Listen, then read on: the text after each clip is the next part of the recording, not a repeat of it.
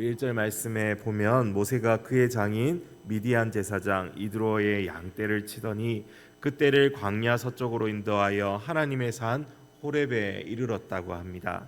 애굽에서 도망쳐 나온 모세는 이 미디안 제사장 이드로를 만나고 그의 딸 십보라와 결혼하여서 이렇게 잘 정착하게 되었던 것이죠.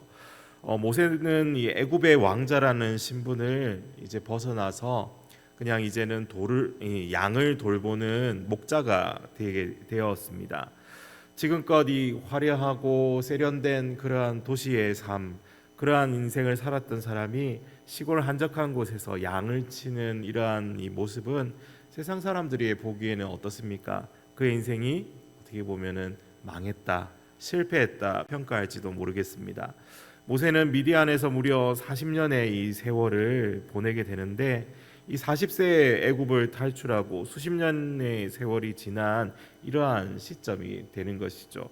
그의 나이가 제법 많았는데 정확한 나이는 출애굽기 7장 7절에 나와 있습니다. 그들이 바로에게 말할 때 모세는 80세였고 아론은 83세라고 이렇게 나와 있습니다.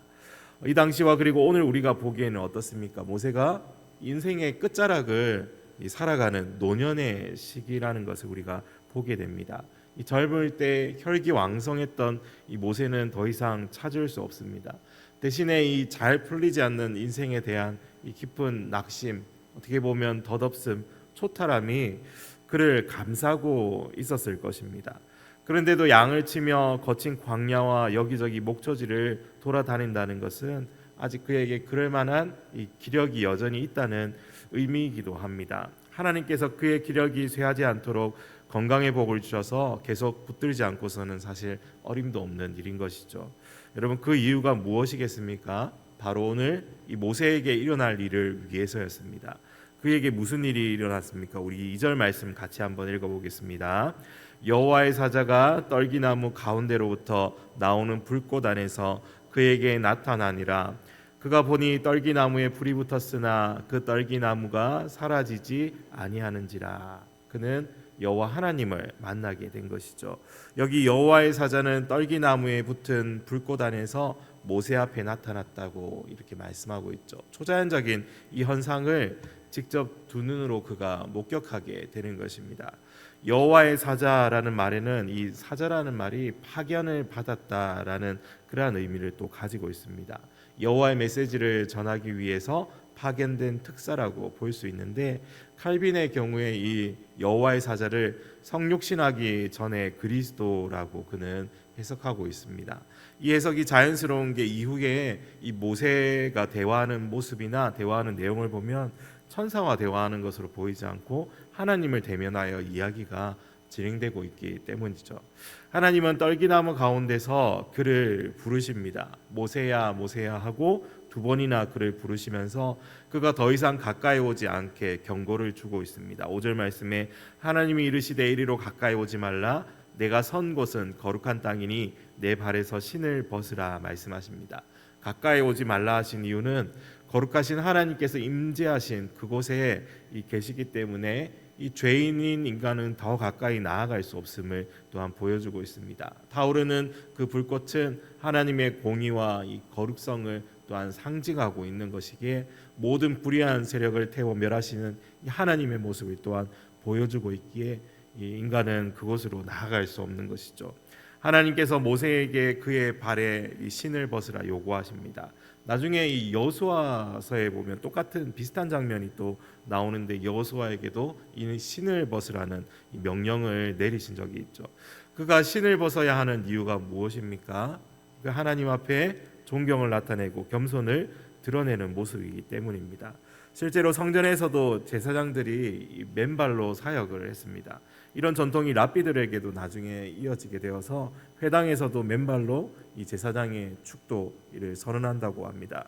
모세가 벗은 신은 이 세상을 돌아다니면서 이 죄악으로 더럽혀진 이 모습을 또한 상징하고 있습니다. 그런 신을 신은 채 하나님을 대면할 수 없는 것이죠. 하나님께서 이 임재하신 거룩한 땅을 밟을 수는 없습니다.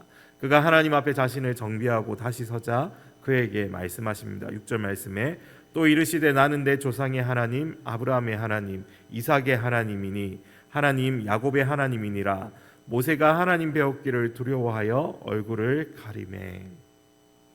나는 너의 선조의 하나님이다. 아브라함과 이삭과 야곱의 하나님이다라고 말씀합니다. 그의 선조와 언약을 맺으신 그들에게 약속을 주신 하나님이시죠. 그 하나님께서 40년이나 미디안 광야에서 초라하게 살아가는 모세를 찾아오신 이유가 무엇입니까? 7절부터 10절까지에서 말씀하고 설명하고 있는데, 애굽의 이스라엘 백성을 학대하고 그들의 부르짖음을 하나님께서도 보셨다는 것이죠. 들으셨다는 것이죠. 그래서 내가 내려가서 그들을 애굽인의 손에서 건져내고 언약의 땅 가나안으로 그들을 인도하시겠다는 것입니다. 이것을 위해서 모세를 바로에게 보내겠고 그들을 애굽에서 인도하여 나오라는 이 명령을 주고 있는 것이죠. 아무래도 모세가 기겁할 만한 내용일 겁니다. 나이 80에 40년 동안 양이나 치던 촌부에 불과한 이 초라한 모습인 내가 어딜 간다고요? 바로가 무슨 옆집 강아지 이름도 아니고 저보고 어디로 가라고요? 아마 이 드라마로 찍었다면 이 모세의 눈을 클로즈업하면서 이 동공지진이 일어나는 그 모습을 찍었지 않을까. 이 바로 왕에게 죽지 않기 위해서 40년 전에 그렇게 탈출해서 나와서 지금 이런 생활을 하건만 도로 돌아가라니까 도저히 이 모세 마음에 그럴 수 없는 것이죠. 일단 하나님께서 요구하신 것은 명확합니다. 가서 그들을 인도하여 가나안 땅으로 데려가라. 이 중간 과정 설명은 생략되어 있고 이 서론과 결론만 존재하기에 모세로서는 도저히 그 심정적으로 받아들일 수가 없는 것이죠. 이 모세의 항변은 내일 본문에서 살펴보아야 할 것입니다. 오늘 우리는 이 본문을 통해서 하나님이 어떤 분이신지 다시 한번 생각해 볼 수 있습니다. 하나님은 부르시는 하나님이십니다. 부르셔서 소망을 주시는 하나님이시고 한 사람을 통하여 일하시는 하나님이시죠. 그분의 부르심 앞에서 나이는 상관이 없고 어리든 중년이든 노년이든 하나님은 사명을 주시고 부르시며 맡기시는 그러한 하나님이심을 우리는 또한 이 말씀을 통해서 살펴볼 수 있습니다. 하나님의 때가 있고 사람의 때가 있는 것 같습니다. 80에 가까운 지금이 하나님의 때이고 모세가 40년 전에 혼자서 뭔가 해보려고 발버둥 쳤던 그 시간은 사람의 때였던 것입니다. 하나님의 시간은 우리가 알 수 없지만 하나님께서 오셔서 우리를 부르실 때에는 하나님께서 우리를 통해서 하실 놀라운 일이 있다는 사실을 우리는 기억해야 합니다. 우리가 할 일은 그 발에 신을 벗고 주님 앞에 겸손히 그리고 순종으로 나아가야 하는 것입니다.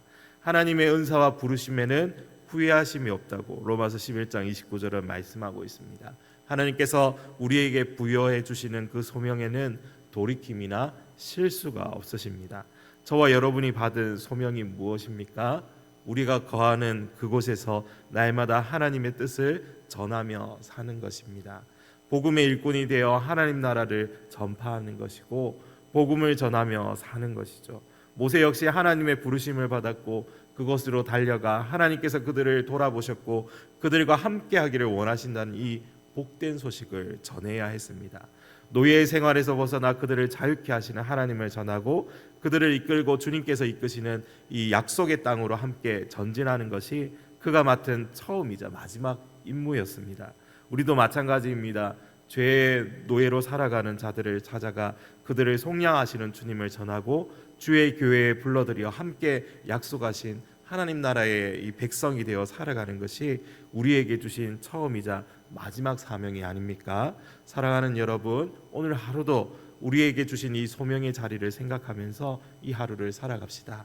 나를 부르신 하나님의 뜻이 무엇인지 기억하면서 내 삶을 통해서 하나님의 뜻이 이루어져 많은 사람들이 주님께 돌아오는 이런 은혜의 사역을 위해 함께 기도하며 나아갑시다. 오늘 하루도 우리를 부르시는 주님의 음성에 응답하며 부르심에 합당한 삶을 살아가는 우리 모두가 되기를 소원합니다. 함께 기도하겠습니다.